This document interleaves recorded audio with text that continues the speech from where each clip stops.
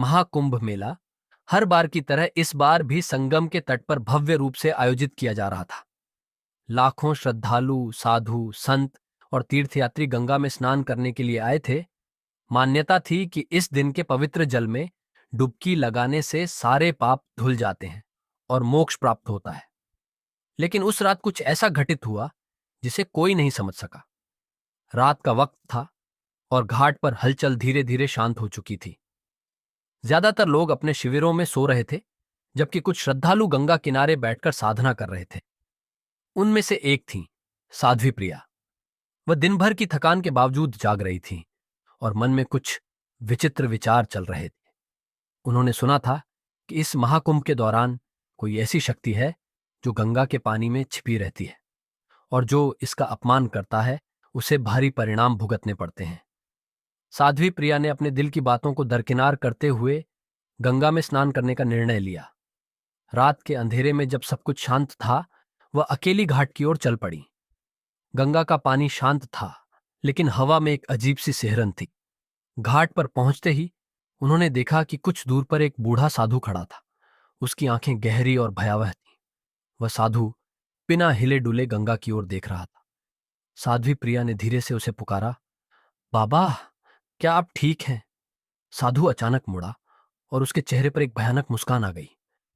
उसकी आंखें पूरी तरह से सफेद हो चुकी थीं, जैसे उनमें कोई आत्मा समाई हो। उसने धीरे से कहा, गंगा में वह शक्ति सो रही है, लेकिन यह रात सब कुछ बदलने वाली है। साध्वी प्रिया को समझ में नहीं आया, लेकिन तब तक साधु ने एक कटा हुआ स्वर में कहा, जो रात में गंगा में डुबकी लगाएगा वह कभी वापस नहीं लौटेगा।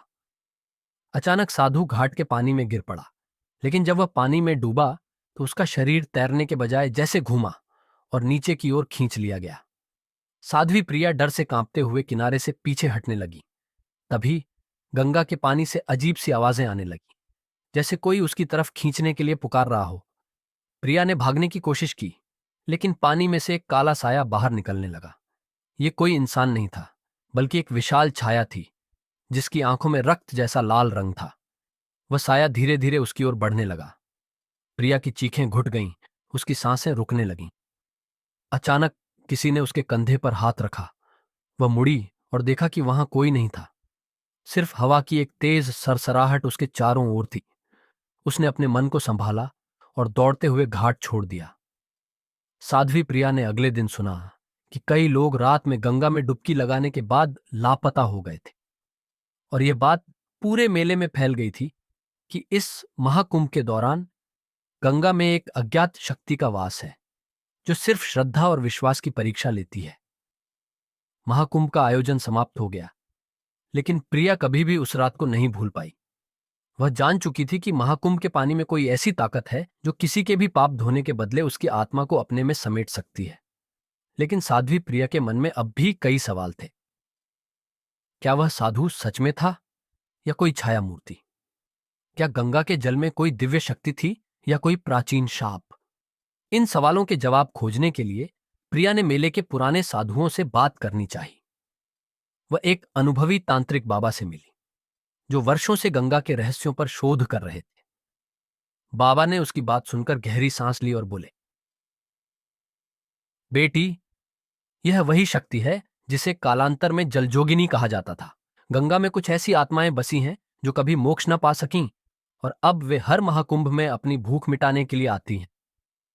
प्रिया का मन बेचैन हो उठा। उसने कांपते हुए पूछा, तो जो लोग गंगा में रात में समा गए, क्या वे वापस नहीं आ सकते? बाबा ने सिर झुका लिया। शायद नहीं, लेकिन एक रास्ता है। प्रिया की आंखों में आशा की चमक जाग उठी। कैसा रास्ता बाबा? बाबा ने एक पुरानी ग्रंथ की ओर इशारा किया। जिसे जलजोगिनी ने लिया है, उसे वापस पाने के लिए तुम्हें उसी रात उसी स्थान पर जाकर मोक्ष स्तोत्र का जाप करना होगा। पर यह आसान नहीं होगा। वह शक्ति तुम्हें रोकने की पूरी कोशिश करेगी। अगर तुम्हारा मन जरा भी विचलित हुआ तो तुम भी उन लापता लोगों में शामिल हो जाओगी। प्रिया ने बिना सोचे समझे हामी भर दी। अगली रात जब पूरा मेला फिर से शोरगुल में डूबा हुआ था, प्रिया अकेली गंगा घाट की ओर बढ़ रही थी। हवा में फिर वही सिहरन थी। जल स्थिर था, लेकिन उसमें कोई अजीब सी बेचैनी महसूस हो रही थी।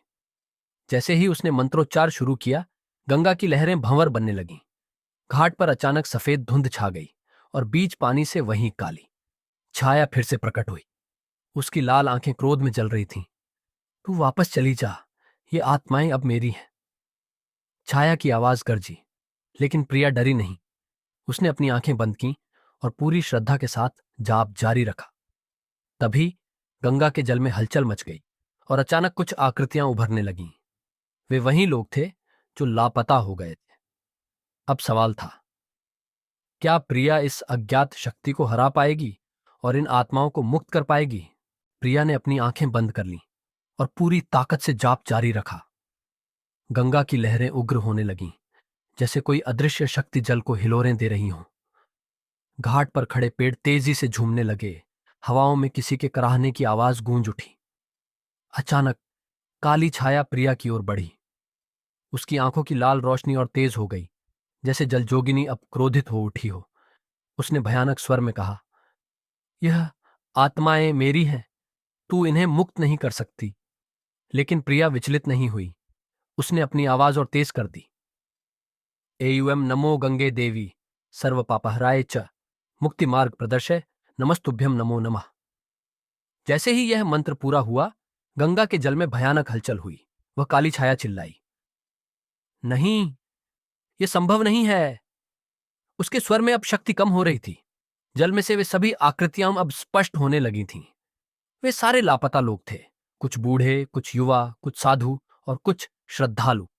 उनके चेहरों पर पीड़ा थी, लेकिन उनकी आंखों में आशा की चमक लौट आई थी।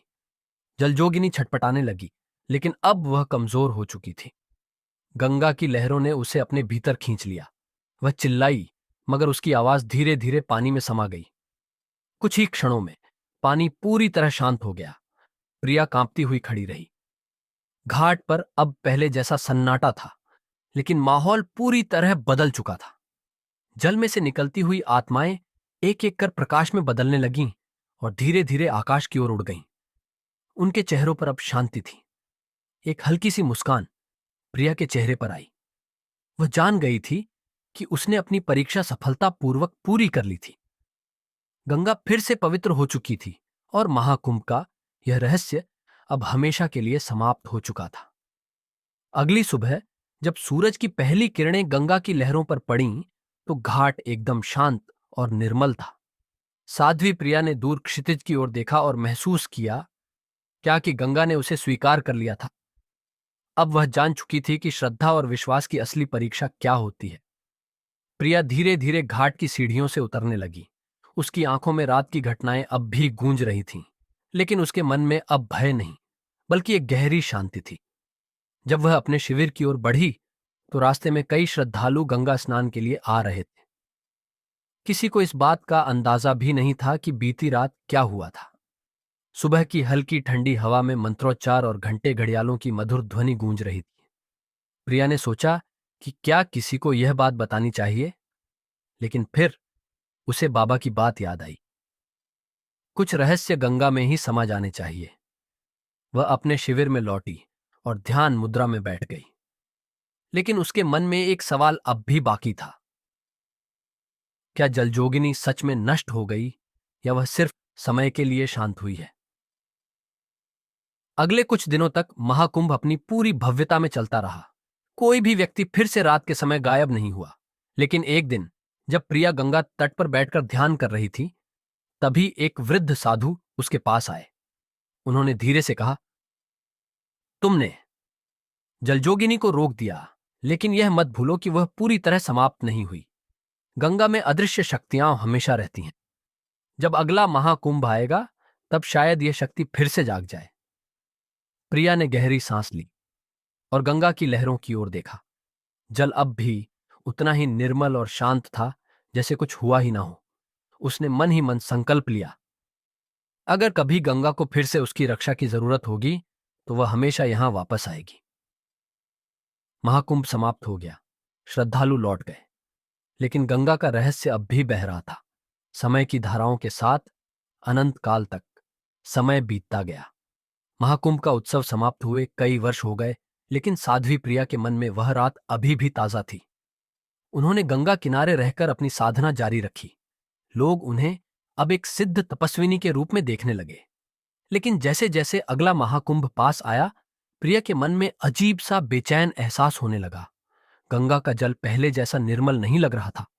जब वह ध्यान में बैठती तो उसे जल में अजीब सी हलचल महसूस होती। कभी कभी रात के अंधेरे में घाटों से अजीब स्वर सुनाई देने लगते, कोई करुण पुकार, कोई अस्पष्ट फुसफुसाहट। एक रात जब पूरा क्षेत्र गहरी नींद में था, प्रिया ने घाट की ओर देखा। हल्की चांदनी गंगा की लहरों पर पड़ रही थी, लेकिन जल में कहीं कहीं अंधकार के गहरे धब्बे दिखाई दे रहे थे। अचानक उसे लगा कि पानी में कोई परछाई हिल रही है। वह धीरे धीरे घाट की सीढ़ियों की ओर बढ़ी। जैसे ही उन्होंने पानी को छूने के लिए हाथ बढ़ाया, एक ठंडी लहर ने उनके पैर छू लिए। वह तुरंत पीछे हट गईं। तभी एक जानी पहचानी भयानक फुसफुसाहट हवा में गूंज उठी। मैं लौट आई हूं। प्रिया का हृदय तेजी से धड़कने लगा। जलजोगिनी अभी भी जीवित थी। वह गंगा की गहराइयों में कहीं छिपी थी और इस महाकुंभ में फिर से अपनी शक्ति को प्राप्त करने वाली थी। लेकिन इस बार प्रिया तैयार थी। उसने अपनी माला को कसकर पकड़ा और गंगा के जल की ओर देखा। यह युद्ध अभी समाप्त नहीं हुआ था। यह सिर्फ एक नए अध्याय की शुरुआत थी।